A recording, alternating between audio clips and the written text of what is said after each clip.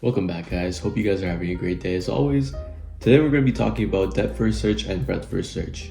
These are both search algorithms that are used in a graph to find a node that you're looking for. So here's what you'll need to know. You'll have to understand the basic graph structure, so knowing nodes and edges, and you're also going to have to understand how stacks and queues work. But if you don't know how that works, that's fine. I'm going to be talking about it in this video. I want to start off with the visualization so you guys can see what it's like. So we're starting off with the blue node and we want to eventually find the orange node. With depth first search, when you start from that first node, you're going to traverse through every single path until you find it. So it's going to look like that here. Then you're going to check every other path. So once you reach an end, you're going to come back and you're going to look for the next path. And eventually you'll find it. And when you find it, you return it. Now you can see how you can get very lucky with this, especially if the node you're looking for is in one of the first few paths that you look for. But in this case, it was the last path you look for. And you can imagine in a bigger graph where this could be a lot slower. Now with breadth first search, you also start off with the start node, but it's more like a wave where you'll first check the neighbors and then you'll check the neighbors' neighbors and you just keep going like that. So you go by levels basically until you finally reach the last node. So depth first search kind of goes through paths and breadth first search kind of goes through waves.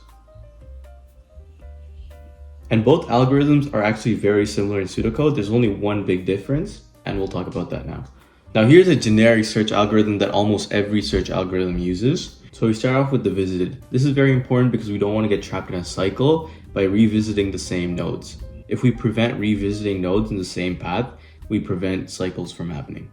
For example, in this case, we visit this, then this, then this, then this, and then we won't visit this again because it's already visited. So we'll move on to this. Otherwise, we would have an infinite loop over here. Once we've initialized the visited set, we start off with the start node and we add it to the collection that's storing all these nodes that we're going to be searching.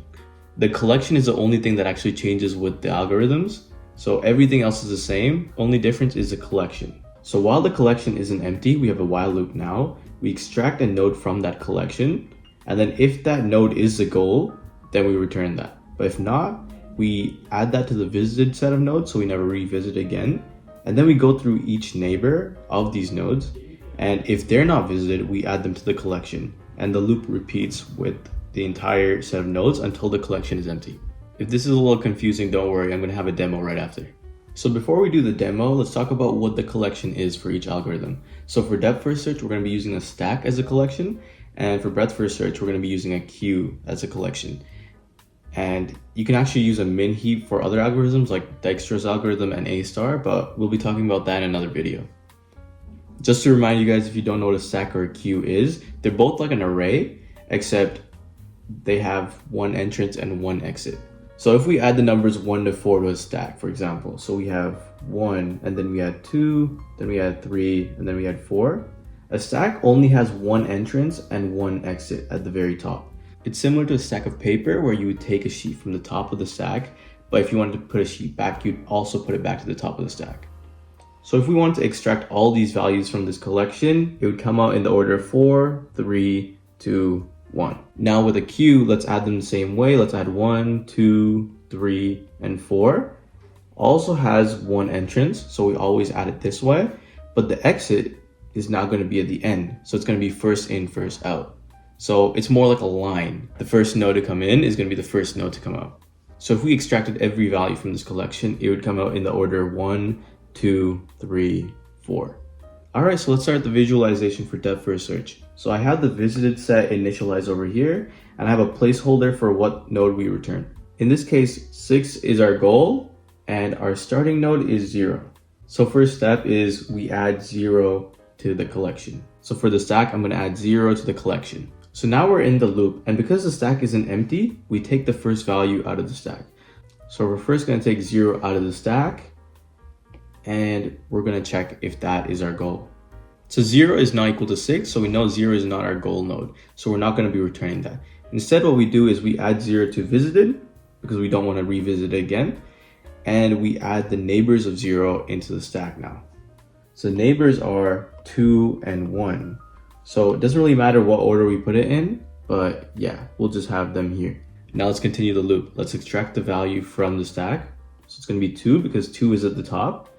2 is not equal to 6, so we're not going to be returning that. So once again, we're going to be adding that to our visited, and we're going to be adding its neighbors that aren't visited into the stack. So you'll see that the first neighbor is 0, and 0 is visited, so we don't add it to the stack. This is how we prevent cycles from happening.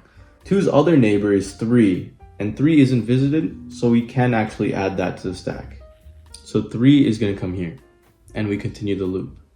Just like before, we're going to extract a value from the stack because it's not empty, and we're going to check if it's a goal state. So 3 is not equal to 6, so just like before, we're going to add it to the visited, and we're going to add its non-visited neighbors into the stack.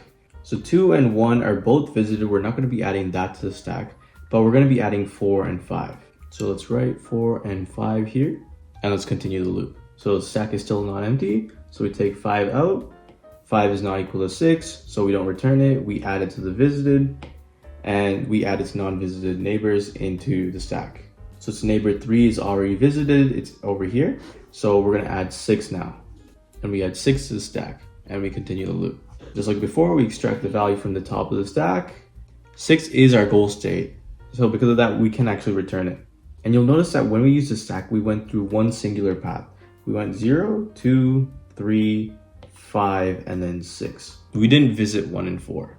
Now we're going to do breadth first search. It's the exact same algorithm. All that's changed is that we're using a queue now. So it's going to be first in, first out instead of first in, last out. Just like before, I have the visited set initialized, and I've added 0 to the collection, and we're starting the while loop. So we're going to be extracting from the collection, and we're going to be extracting from the right. So 0 is not equal to 6, so it's not our goal state. So we don't return it. We add it to visited, and we add all its non-visited neighbors into the queue. So we're going to add 1 and 2 both in here, and we continue the loop. So now we extract 1 because 1 is all the way on the right. 2 is going to be next in line. 1 is not equal to 6, and because of that, we're not going to return it. We're going to add it to visited, and we're going to add all its non-visited nodes into the queue. So 0 is visited. We don't have to add 2 because 2 is already in the queue, but we're going to add 3 now. So 3 is going to come here, and we repeat the loop. Now we're going to take 2 out. 2 is going to come out. 3 is going to be next in line, and 2 is not equal to 6. So just like before, we're going to add it to visited, and add all its non-visited neighbors into the queue. So 0 is visited. 3 is already in the queue, so we don't have to do anything. Now the next iteration of the loop, we're going to take 3 out. 3 is finally coming out. 3 is not equal to 6. We don't return it. We're going to add it to visited. Just like before, we're going to add all the non-visited neighbors into the queue. 2 and 1 are both visited, so we're going to add 4 and 5 now. 4 gets extracted, 5 is next in line.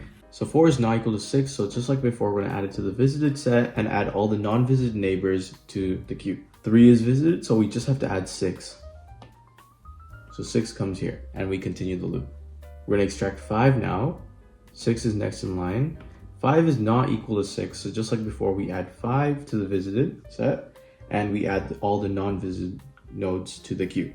In this case, there's nothing to add because 3 and 4 are both visited, and 6 is already in the queue.